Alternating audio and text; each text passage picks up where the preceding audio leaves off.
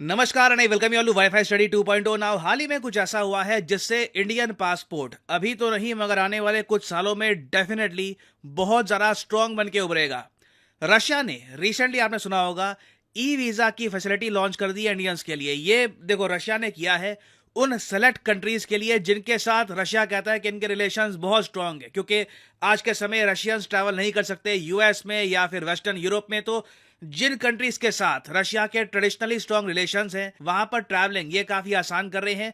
और e visa मेरे हिसाब से एक स्टेपिंग स्टोन है। ई वीजा इन्होंने अभी के लिए हमको दे दिया है और कोई बड़ी बात नहीं है। फ्यूचर में आने वाले कुछ सालों में जब हमारी इकोनॉमी और ग्रो करेगी, रशिया हो सकता है कि इंडियंस को वीजा फ्री ट्रैवल की भी फैसिलिटी प्रोवाइड करे। It can very much happen. तो इस वीडियो में हम जानेंगे कि इंडियन पासपोर्ट अभी कितना स्ट्रांग है और रशिया के इस मूव से इंडियन पासपोर्ट को इमीडिएटली क्या बेनिफिट मिलेगा, अगर मिलेगा भी, और लॉन्ग टर्म में इससे क्या बेनिफिट हमको मिल सकता है। तो बहुत कुछ आपको जानने को मिलेगा, मगर आगे बढ़ने से पहले आपसे एक क्वेश्चन पूछूंगा। क्वेश्चन यहां पर यह है कि हाल ही में the Lokmanya Tilak national award इनमें से किसको दिया गया है। यह यहाँ पे आपकी ऑप्शंस द्रौपदी मुर्मू, नरेंद्र मोदी, राजनाथ सिंह या फिर एस जयशंकर। कमेंट सेक्शन में करिए उत्तर, सही आंसर आपको मिलेगा वीडियो के एंड में।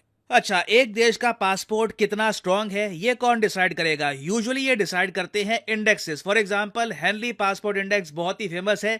मैं पर्सनली इस पर डेडिकेटेड वीडियोस अब इतनी बनाता नहीं हूं, क्योंकि साल में 2-3 बार इनकी रिपोर्ट्स आती है, तो हर बार इट्स काइंड ऑफ पॉइंटलेस। मगर मैं आपको ये बता दूं कि इनकी मेथोडोलॉजी, ये जिस तरीके से रैंक करते हैं पासपोर्ट्स को, ये काफी हद तक ठीक है। ये लोग कहते हैं कि जिस कंट्री के पासपोर्ट को ही देखकर दूसरा कंट्री कहे कि हाँ ठीक है, आपके नागरिक हमारे कंट्री में आ सकते हैं, वीजा की रिक्वायरमेंट नहीं है, जितने कंट्रीज इस टाइप का ट्रस्ट दिखाते हैं उस पासपोर्ट पर, उतना वो पासपोर्ट ज्यादा स्ट्रांग है।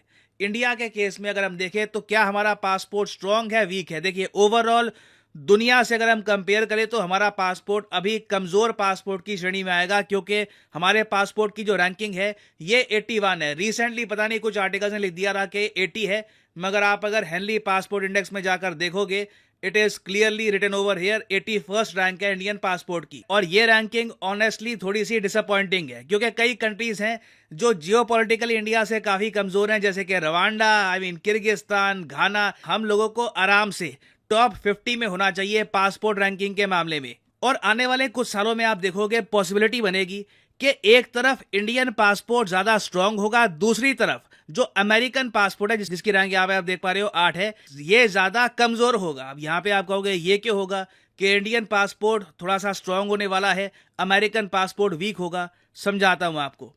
देखिए अमेरिकन आज के समय ना सिर्फ अपना पासपोर्ट दिखा के बिना वीजा के अप्लाई किए जा सकते हैं यूरोप में, मगर यूरोप अपने रूल्स चेंज करने वाला है और 2024 के बाद से अमेरिकन को वीजा चाहिए होगा यूरोप की एंट्री के लिए। तो यूरोप एक बहुत ही बड़ी डेस्टिनेशन है। यहां का visa access, visa free access जब अमेरिकन से छिन जाएगा ना, आप देखोगे अमेरिकन पासपोर्ट आराम से टॉप 10 के भी नीचे चला जाएगा। तो यहां पे आप समझ गए ये रैंकिंग काम कैसे करती है।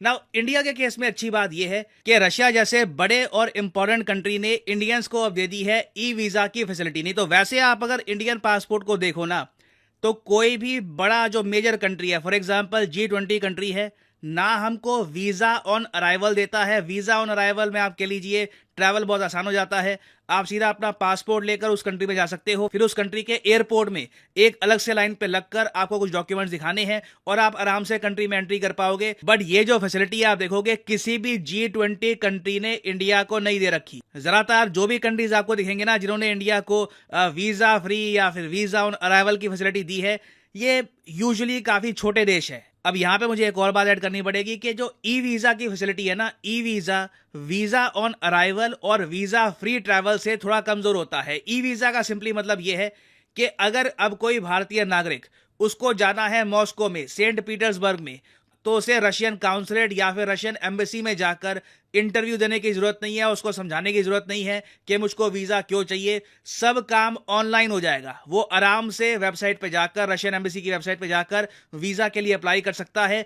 सब कुछ इंटरनेट पे आराम से हो जाएगा, उसको वीजा मिल जाएगा और वो आराम से रशिया जा पाएगा ना। अपने आप में ये काफी अच्छी बात है कि रशिया इंडियंस पे इतना ट्रस्ट दिखा रहा है कि वो कह रहा है कि इंडिया का सिस्टम इतना बढ़िया है, आधार इतना बढ़िया बन चुका है कि अब ई वीजा काफी है। बट इससे इंडिया की रैंक इंप्रूव नहीं होगी।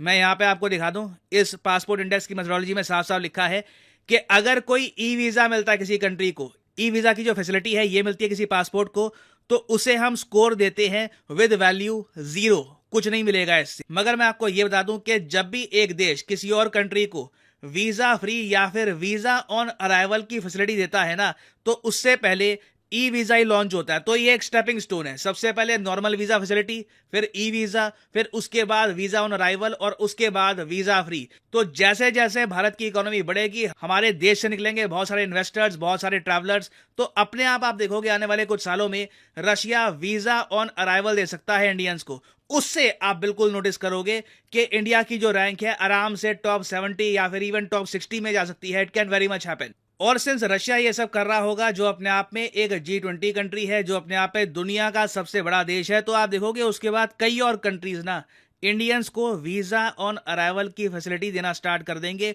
तो Indian passport in the future strong ही होने वाला है। जिस तरीके से नीड होगी इंडियन टूरिस्ट की, इंडियन इन्वेस्टर्स की, Indian passport is only going to get stronger and stronger. और आप अगर हिस्टोरिकल रैंकिंग देखो इंडियन पासपोर्ट की, तो 2014-15 के आसपास हम 88 पे थे, 88 से हम 81st पे आ गए हैं। और अब आप देखोगे Indian passport is only going to get stronger and stronger. और रशिया का मैं कहूंगा इसमें क्रिटिकल रोल है, क्योंकि रशिया एक पहला मेजर, एक बड़ा कंट्री है जो डायरेक्टली दे रहा है ई वीजा की फैसिलिटी टू इंडियंस।